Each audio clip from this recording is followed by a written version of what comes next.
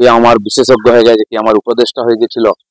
আর 21-এর যে রেজাল্টটা খারাপ হলো, আবার জামা পাল্টে নিয়ে দিদির আঁচলের তলায় লুকিয়ে আছেন, দিলীপ ঘোষকে সার্টিফিকেট দিচ্ছেন। আরে এরা অন্নদাস সব, দিলীপ ঘোষ বুক ফুলিয়ে বলবে, কারণ দিলীপ ঘোষ কারোর সঙ্গে অ্যাডজাস্ট করেনি। আমি সবাইকে চ্যালেঞ্জ করছি যারা টিভি দেখছেন, বলছি একজন একটা প্রমাণ দিন যে দিলীপ ঘোষ কোনো টিএমসি নেতাকে ফোন করেছে।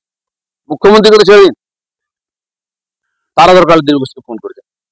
এবং কেউ বলতে পারবে না যে আমি ফেসবুকে বা ফেস টাইমে বা হোয়াটসঅ্যাপে ফোন করি বা রাত্রেবেলা গিয়ে টিএমসি নেতার বাড়ি যাই কালীঘাটে গিয়ে।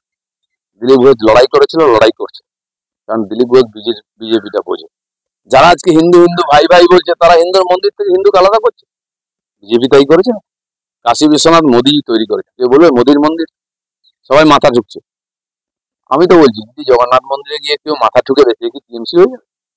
এত বোকা ভাবেন মানুষকে আপনারা। আর সিপিএম এক সময় বলতো যে ওই বিবেকানন্দ আর এই বিবেকানন্দ, এটা আরএসএস এর বিবেকানন্দ, এটা আলাদা। টিএমসি বলেছে রামায়ণের রাম আলাদা, বিজেপির রাম আলাদা। আমরা তা মনে করি না। যেটা পুরীতে জগন্নাথ আছেন, সেই জগন্নাথও দীঘাতে আছেন, যার যেখানে ইচ্ছা যান। আমরা ভেদাভেদ করি না।